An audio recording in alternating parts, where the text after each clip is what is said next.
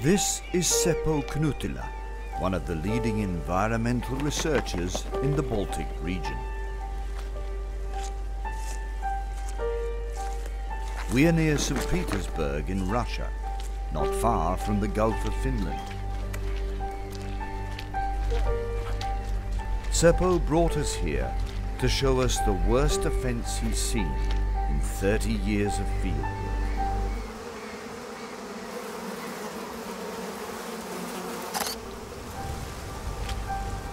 Terrible. Seppo has just discovered a dumping site near a gigantic Russian chicken factory. Colossal amounts of untreated waste and discarded cadavers. The air is filled with stench and ammonia vapors. This discharge has created entire lake systems of liquid manure.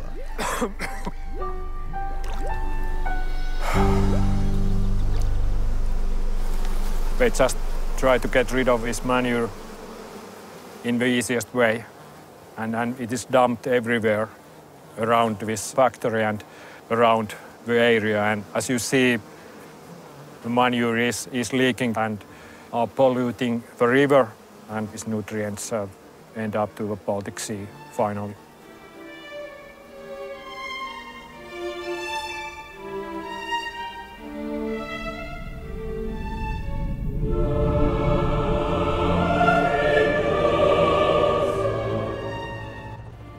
It's not far from here to the Swedish-Finnish archipelago. 85,000 islands, islets and skerries, making up a world of unique marine environment.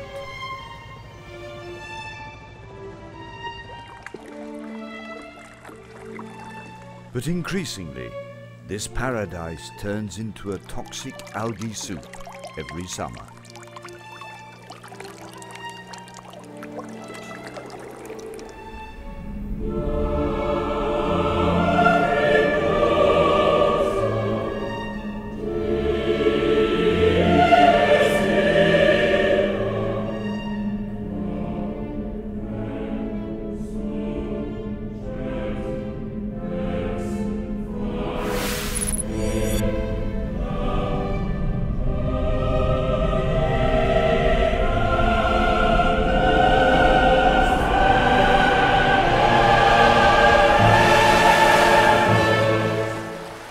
Crossed a huge sea of algal bloom.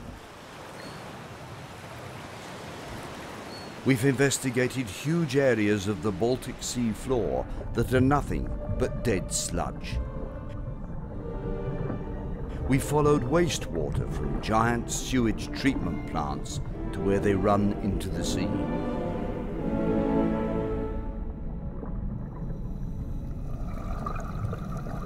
And we've dived into eutrophicated waters, observing threatened flora and wildlife.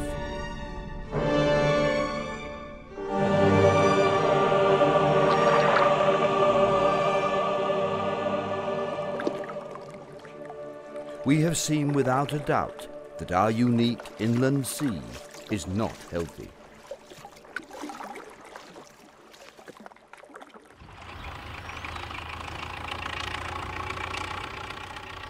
And now we've discovered a new threat to the already threatened waters.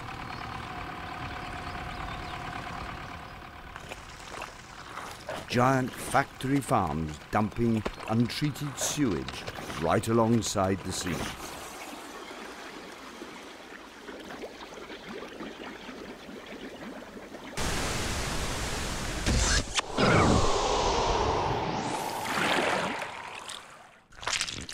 I'm the Baltic Sea. I used to be much healthier. For example, 10,000 years ago, I was a giant lake. Then the land sank down, creating a narrow sound to the North Sea. But then, about 150 years ago, everything started to change. The people around me swelled in numbers, and they needed more food. They ploughed the land, converted wetlands into fields, and then came artificial fertilisers. At the same time, industries and cities cropped up everywhere.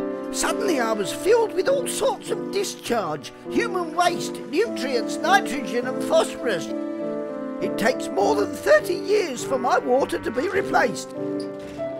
Everything that goes into me stays for a long time. Parts of my seabed are completely dead. My condition's well known, so is my diagnosis. Without sufficient measures, I will slowly suffocate and die.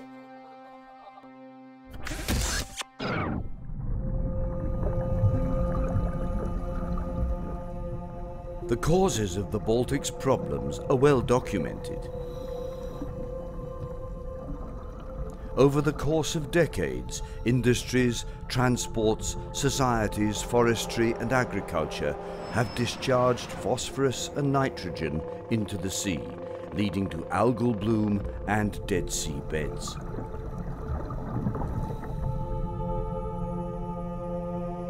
Some 85 million people live around the Baltic Sea, and all of them have an effect on its waters. For decades, the Baltic has been filled with far more nutrients than it can manage. One area of the sea, almost the size of Denmark, is now completely oxygen depleted.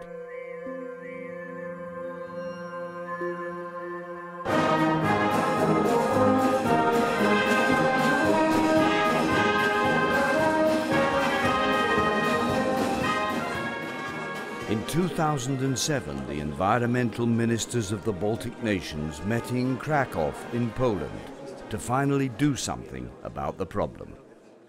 We are here to find the common ground for Baltic Sea. We were present when all those ministers solemnly signed the joint action plan to save the Baltic.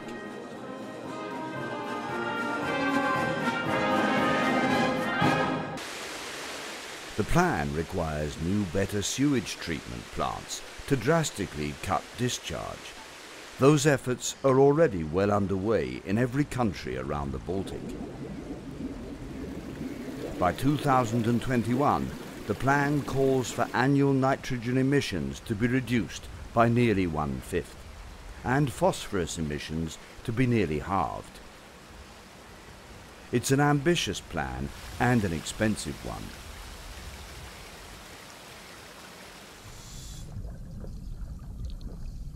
But it will take a long time before the measures lead to any significant results in the Baltic. All the experts we spoke to agreed on that point. And they told us one more thing. If the Baltic Sea Action Plan is to succeed, no new threats must appear. But that's just what we found on our journey. Yet another threat to the already vulnerable sea. A danger that jeopardizes all the efforts to save the Baltic.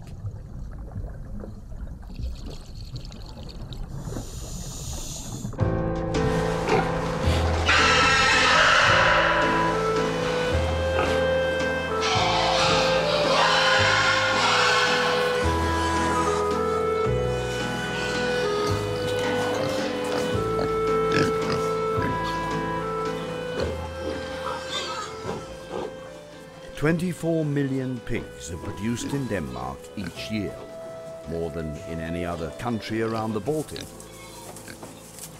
It's said that one pig generates as much waste as 3 human beings. This is large-scale animal production, which produces more phosphorus and nitrogen than any other form of agriculture. It also has one crucial requirement: a never-ending hunger for meat. Throughout the Baltic region, consumption has steadily grown, and there is every indication that this will continue. Danish pig farmers would love to expand to meet increasing demand, but they can't. There's no more space. So they turn their eyes to the east. Jeg tror, at de fleste danske svineproducenter har et drive og vil gerne gøre det, de er gode til, og blive større og se en udvikling. Og reglerne i Danmark er sådan, at det er der mange, der ikke har mulighed for. Og har de så mulighed for at gå østpå, der er ikke nødvendigvis lempeligere regler, men der er bedre muligheder. Der er gode muligheder for at udvide sig. Der er ledig jord. Folkene kan også lære at passe gris derovre. Foder der lige uden for døren, masser af jord. Og mange synes, det er spændende. Not only Danish farmers are heading east. Since the collapse of the Soviet Union, the former Eastern Bloc has become a gold mine for multinational meat production.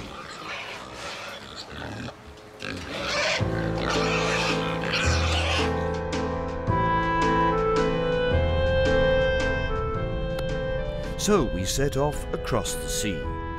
We decided to follow one of the largest outflows, the river Vistula in Poland. We continued west, far from the Baltic shore, but what we discovered here still affects the sea.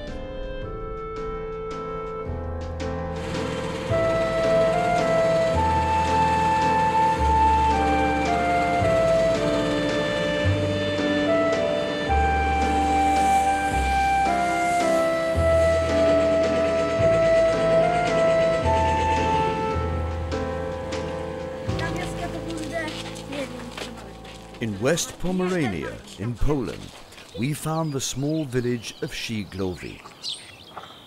In summer, it's a popular resort for stressed urbanites. The village is surrounded by lakes, but no one wants to take a swim in them. Czy wykąpałaby się pani w tym? Nie. Wolałam tam dalej się wykąpać niż tutaj. Tam jest ciśniejsza woda. Czyli tu jest... Jaka tutaj woda? No po prostu zielona jest, brudna. Tutaj na tym jeziorze tak ryby pozdychało w tym roku. Village residents told us there used to be plenty of fish and crayfish here. But now there are hardly any left. They were suffocated due to oxygen depletion. How can this be possible? According to the villagers, decades of fertilizing with pig manure led to extensive leaching of nutrients into the lake. They said that algae and reeds grow thickly here in summer. When these plants die, large amounts of oxygen are consumed, breaking them down. By spring, there is not much oxygen left in the water.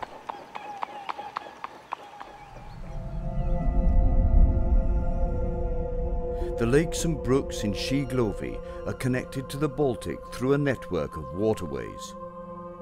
The fragile inland sea receives water from thousands of tributaries. But its only outflow is the narrow Danish Sound. What gets into the Baltic stays there a long time.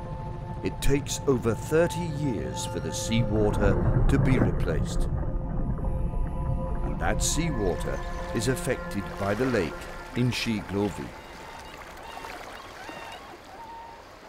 The villagers here have long protested against the use of fertilizers, but they say they get no support from local authorities. Oni nie jeżdżą tam, żeby powiedzieć, żeby nie nalać tej gnojowy na te pola. Nic nie robią tutaj. Ja wiem, że z początku nie chcieli, żeby ferma stała. Podpisywali papiery, że ferma nie stać. According to the pig farm in Szigłowy, the local environmental inspection found no traces of liquid manure from the farm in the lakes, and the company emphasizes that it follows all rules and regulations for manure management.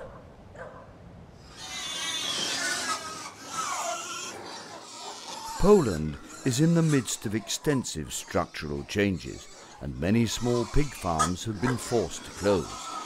Tax breaks have encouraged expansion and investments.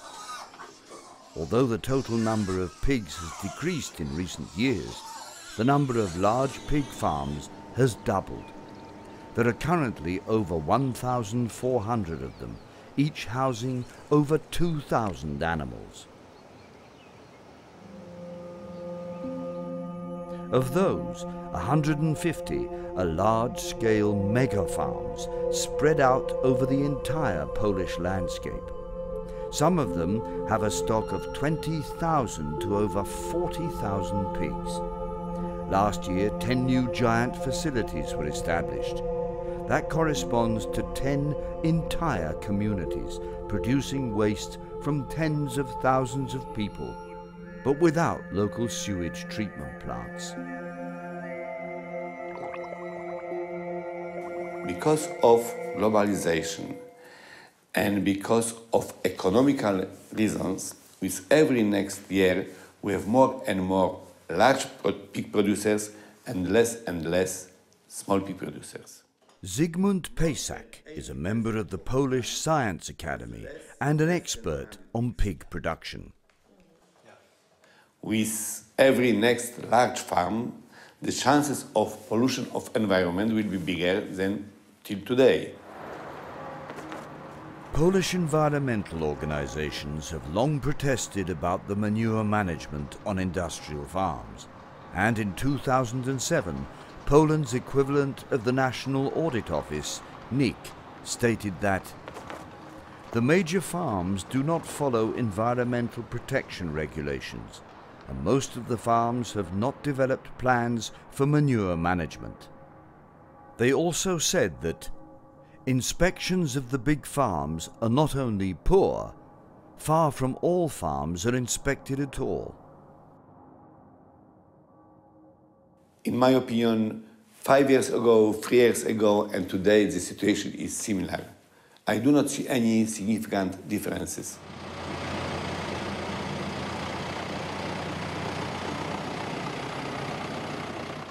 We visit another farm, and we see yet another tank of liquid pig manure on its way out to the already nutrient-saturated fields.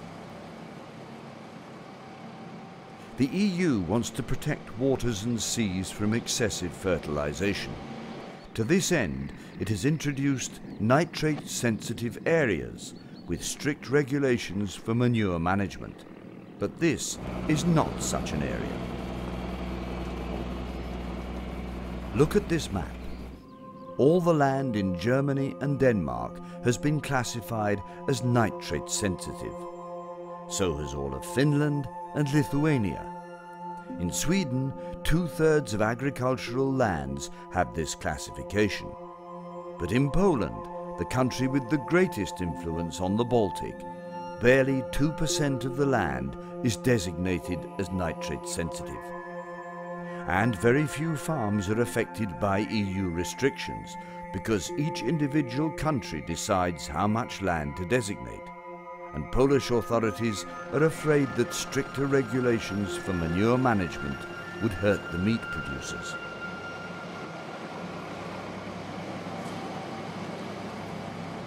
The owner of the farm tried to do everything to reduce cost of production. So he also will try to spend as less money as possible for protection of the environment. But now, the EU wants Poland to expand the nitrate-sensitive area to 75% of its land area. The Union is using both carrot and stick to force Poland to modernize its manure management. And more industrial farms are now building biogas facilities for liquid manure. Here, the Danish company Poldenord demonstrates its Polish facility. But biogas plants are far from the whole solution. Tanks for raw materials. Less airborne nitrogen reaches the Baltic when the manure tanks are covered. But the manure spread on the fields contains just as much phosphorus as ever.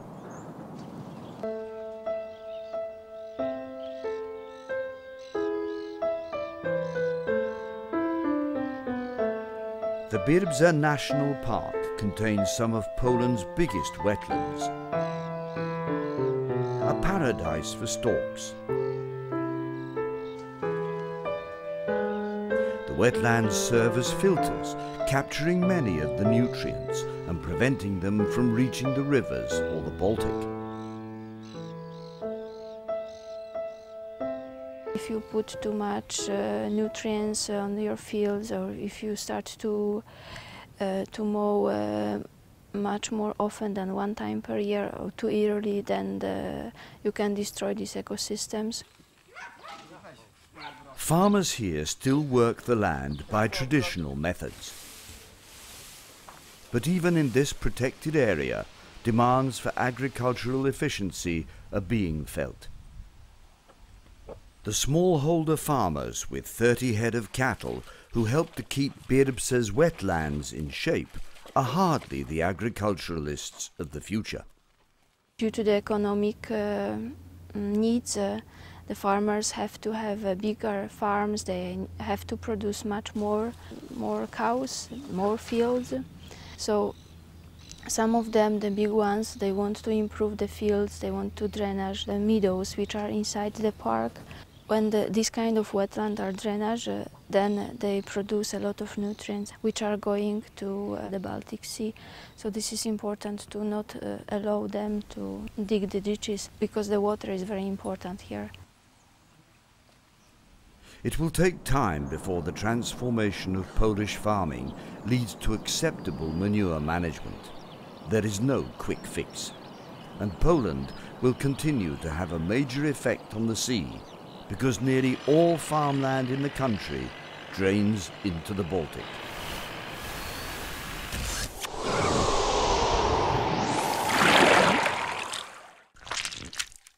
I'm the Baltic Sea. Let's take a look at phosphorus and nitrogen. They're chemical elements that occur naturally in our environment. I need phosphorus and nitrogen. They're vital nutrients for all marine life. But I need the right amount of them. Too much makes me ill. Emissions of phosphorus and nitrogen come from industry, forestry, human waste, vehicle exhaust and agriculture. For many decades I've taken in much more than I can handle. The amount of algae in me has exploded, and my water has become cloudy, darker and oxygen deprived. The number of predatory fish is decreasing. My seafloor is dying as hydrogen sulfide kills all the bottom-dwelling animals. I'm actually being fed to death. This is an emergency. I need to go through detox, a long-term diet, or else.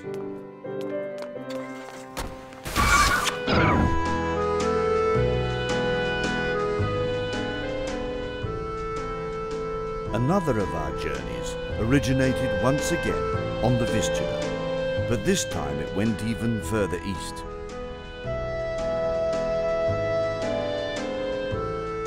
In Warsaw, we took the tributary Bug to a country that doesn't even have a Baltic coast. Brest, in Belarus, lies 400 kilometers from the sea.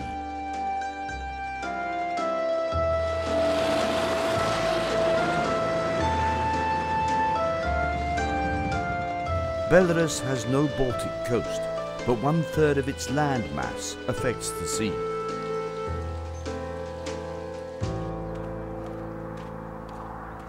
Eugeny Lobanov is active in the country's new environmental movement. We were now in a totalitarian dictatorship, and we met in a secluded place under the open sky. Lobanov has surveyed domestic meat production. There are 107 giant factories for pig production in Belarus. The biggest has as many as 108,000, a population corresponding to a city with 3 times as many inhabitants. All of them have been built during the Soviet times, and the environmental regulation was not so strict, and still we don't have such strict, for example, regulation in terms of manure management from pig farms like you have in European Union. Like we don't have a system of annual environmental permits for manure farms, and of course in some cases, and probably in many cases, it leads to considerable pollution of the environment. Lobanov's camera has documented farms emptying their manure tanks on frozen winter fields. This is completely unacceptable according to EU regulations, because the manure runs straight into the waterways as the snow melts. All runoff from here eventually ends up in EU territory, but the EU has no influence over Belarusian manure management. The country is not even a member of HELCOM, the organization of the Baltic countries. We need to do something urgently to get new facilities, or I don't know, to close the farm. But no one would really close a pig farm at the moment, because pork production is one of our export areas. But the country's large-scale animal factories are not the only problem for the Baltic. Increased meat consumption has led Belarus to invest heavily in food processing.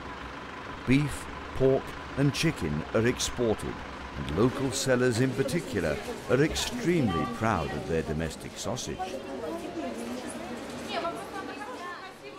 The downside is that outdated sewage treatment plants, like here in the city of Brest, must deal with the wastewater from the meat factories. Очистные сооружения принимают стоки со всего города. И промышленные предприятия, население, жилье, все полностью.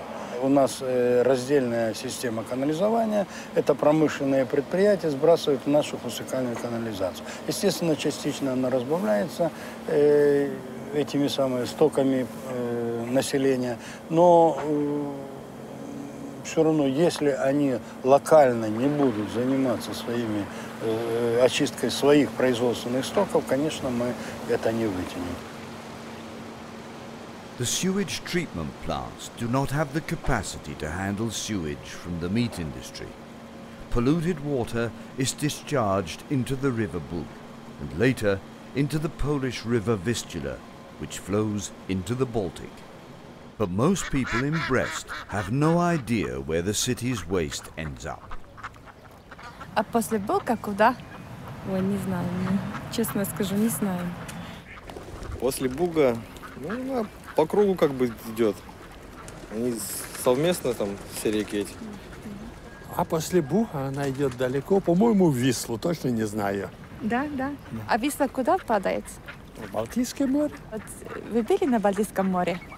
На Балтийском море нет, было на Черном.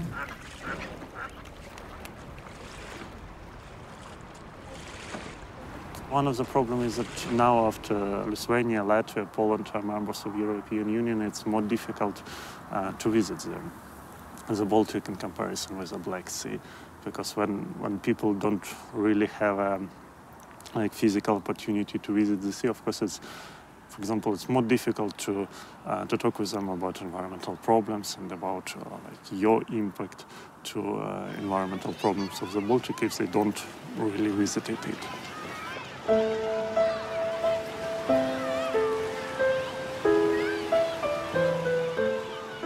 So residents of Belarus can't easily visit the shores of the Baltic, but for people in all the other countries around the sea, the shores and water are an invaluable asset.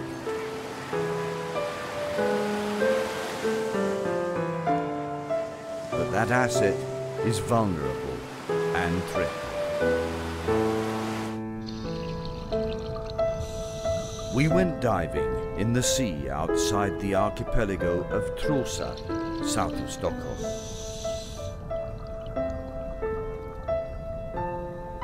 A codfish passed by. Her right eye was blind and she had a growth on her dorsal fin. She led us into deeper waters. We followed her past white patches. These are dead zones, a sign of oxygen depletion.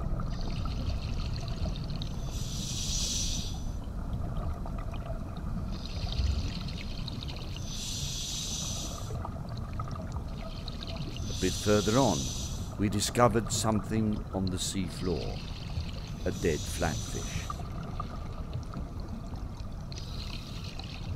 another place, a lifeless butterfish. It was as if the cod somehow wanted to show us what her world looked like. She was suffering, just like the sea.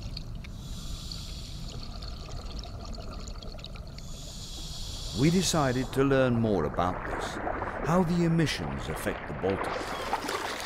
We met with scientists to get some answers.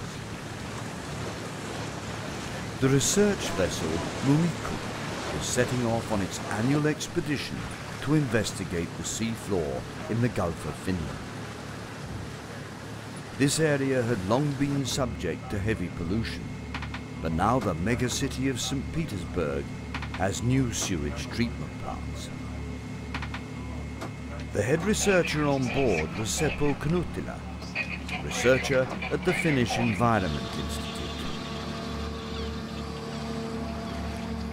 The first step was a sediment sample.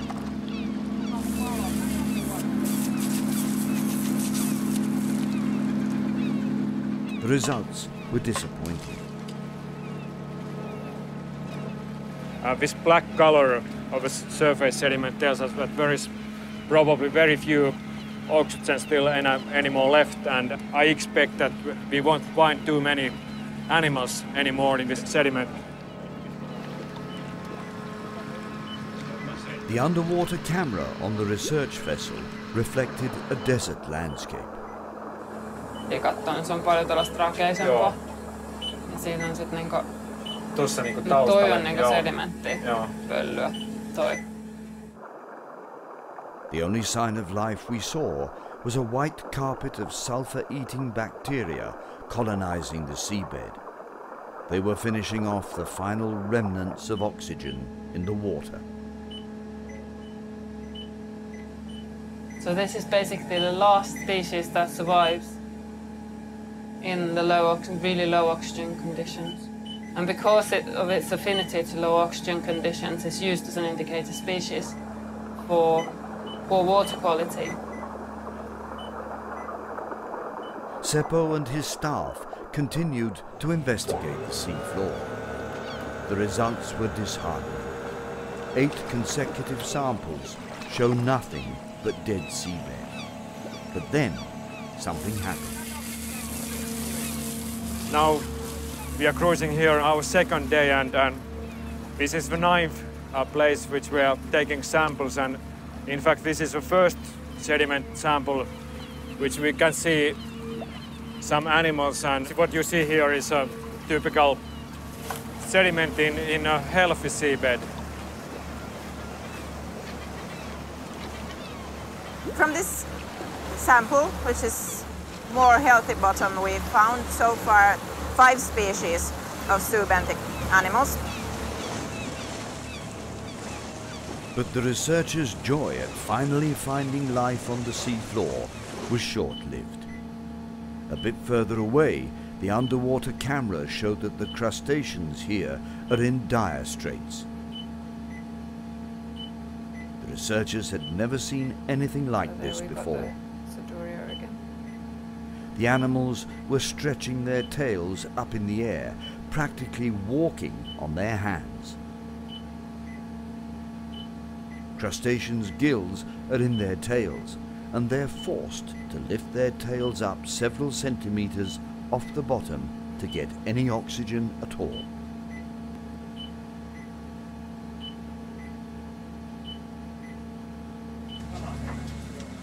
Seppo suspected that the situation of these crustaceans and the dead seabed was likely to get worse due to a new threat in the innermost part of the Gulf of Finland.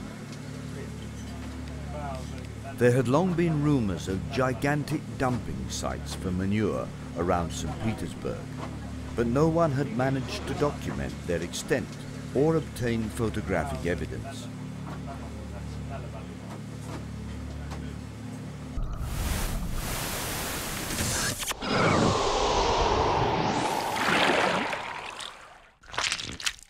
I'm the Baltic Sea.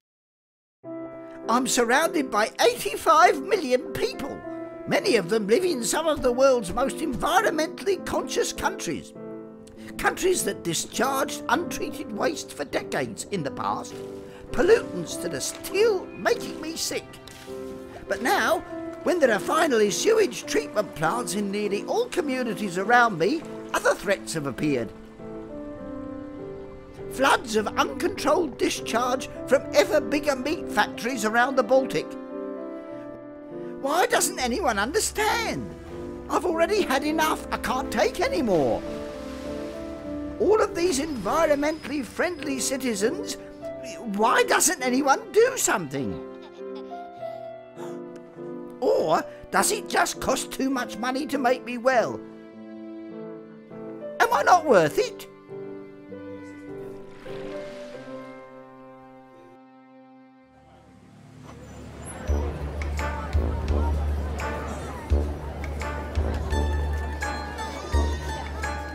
St. Petersburg has almost as many inhabitants as all of Finland.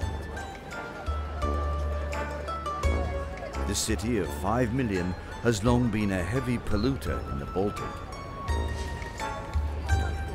But now the megacity has new modern sewage treatment plants. The new threat comes from somewhere else.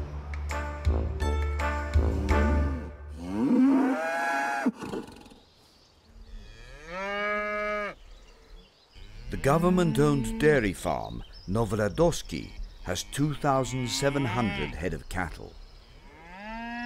Nearly half of the cow's fodder is imported. Nutrients that are brought into the region this way eventually end up as manure. We tracked the manure from the farm to see where it ended up.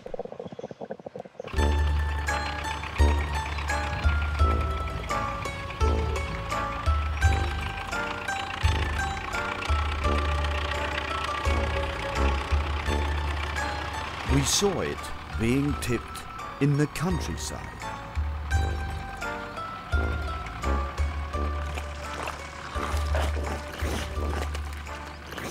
It's stored out in the open with only walls of peat to keep it from leaking out.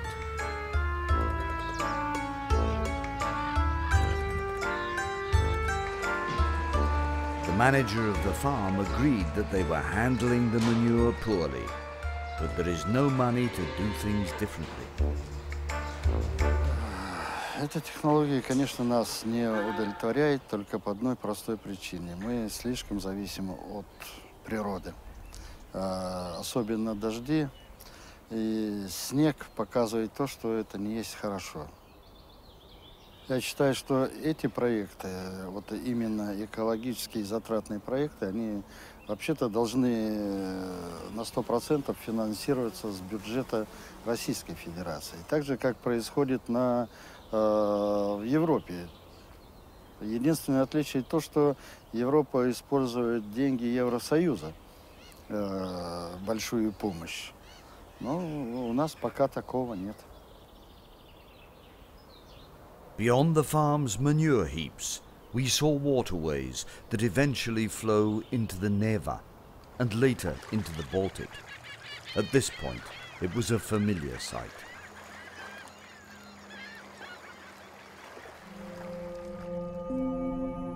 There are over 160 large-scale animal farms around St. Petersburg.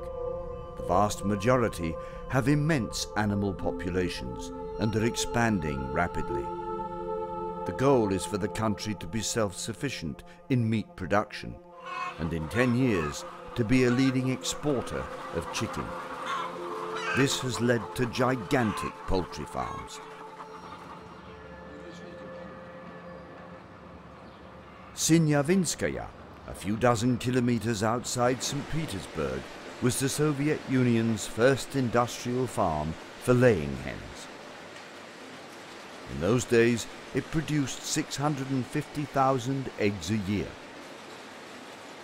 But the new private owners are expanding dramatically, with the aim of producing over 1 billion eggs per year.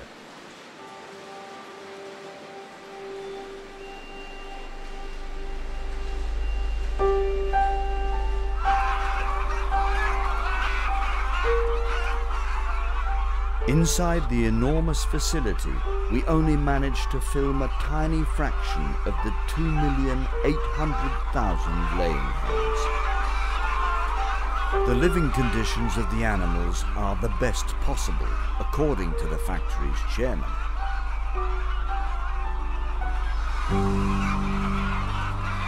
Но дело в том, что, понимаете, современная курица – это, строго говоря, очень большой вопрос, является ли живым организмом. Или это просто, так сказать, ну, некий, так сказать, вот, биологический механизм. Так а дело в том, что зеленые считают, что это, так сказать, птица, ей надо создать условия, там, скажем, ну, условно, близкие к естественным и прочее, но дело в том, что она никогда в естественных условиях не жила и жить не может.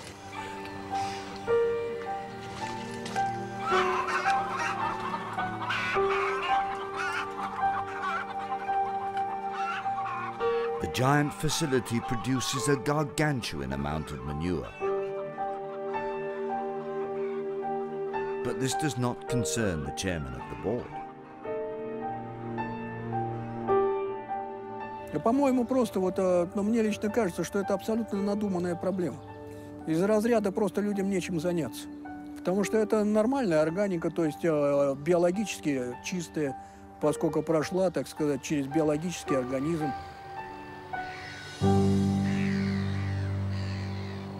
According to the owner of the farm, manure management has improved significantly, to such a degree that the rivers around the farm now have too few nutrients. К нам приходили рыбаки из-за того, что уменьшилось количество рыбы в связи с уменьшением количества органики в воде.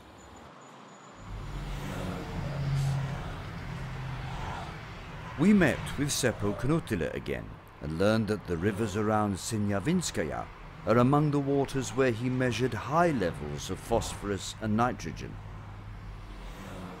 If there is no more fish in the river, it's a clear indication that there is too much leaching of nutrients and organic matter to the river.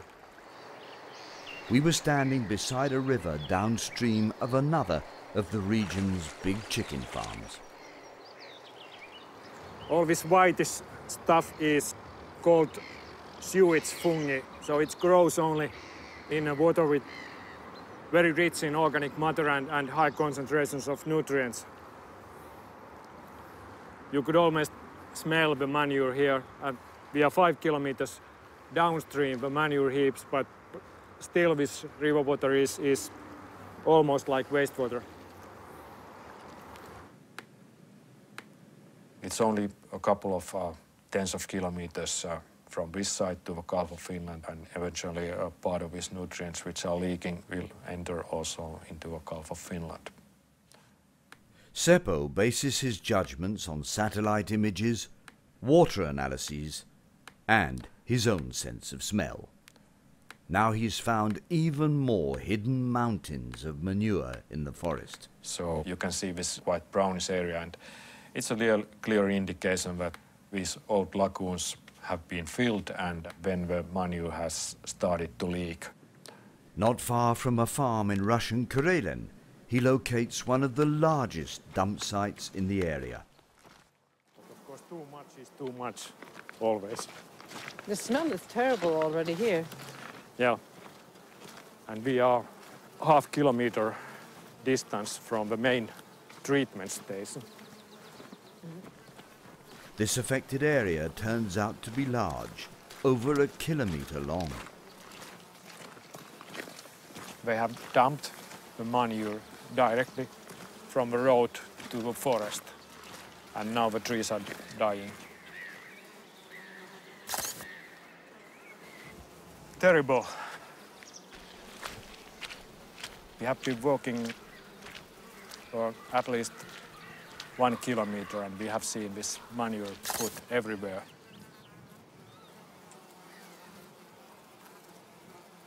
On the both sides of this street, and now we are standing in the area where you can see, by looking to every direction, you see only manure lagoons or manure heaps. Probably this area has been used for several decades for manure dumping. Of course, ammonia.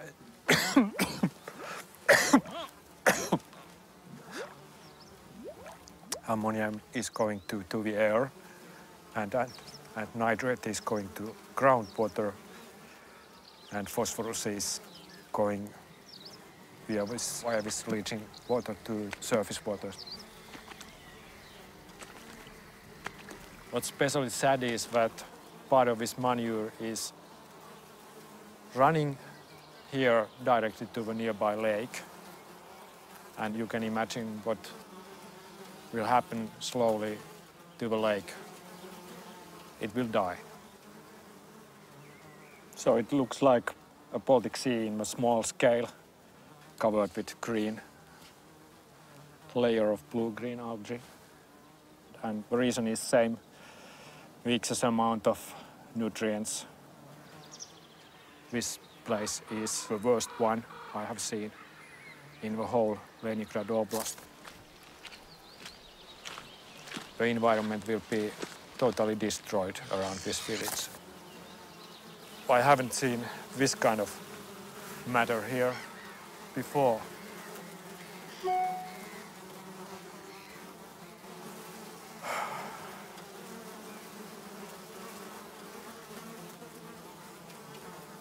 This whole surroundings will be spoiled. You have to do something to this kind of places, and quickly, because the nutrient load to the nearby rivers and via these rivers to the Baltic will increase in future, because more and more manure is being put like this here. Later, Seppo shows the pictures he's taken to the farm manager, who admits to problems with manure management. Today, the manager tells us that he hopes to have corrected the situation in 2 to 3 years. In collaboration with Finnish and Russian colleagues, Seppo has written a research paper on the gravity of the situation. It lists 17 farms whose untreated waste is dumped in the countryside, and which in several cases has created small lakes of dung.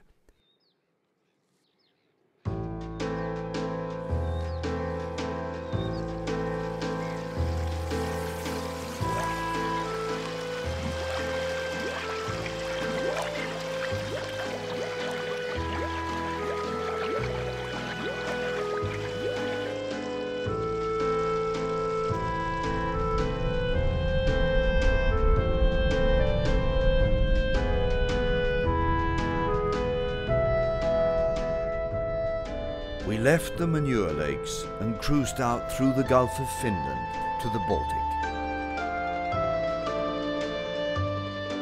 We were back where we started, on a huge sea of algal bloom.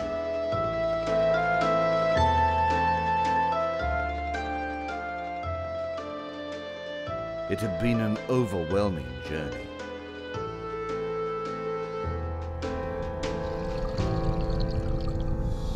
We asked ourselves, what can be done about this new threat to the sea?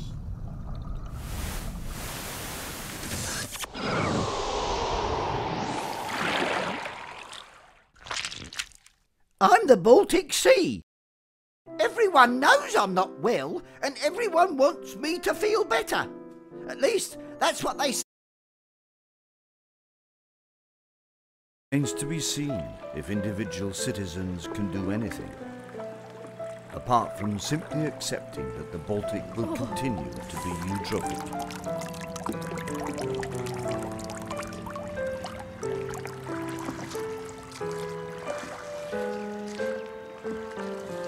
We ended our journey as we started with Seppo Knuttila, and he gave us his personal response to the question of what we can do.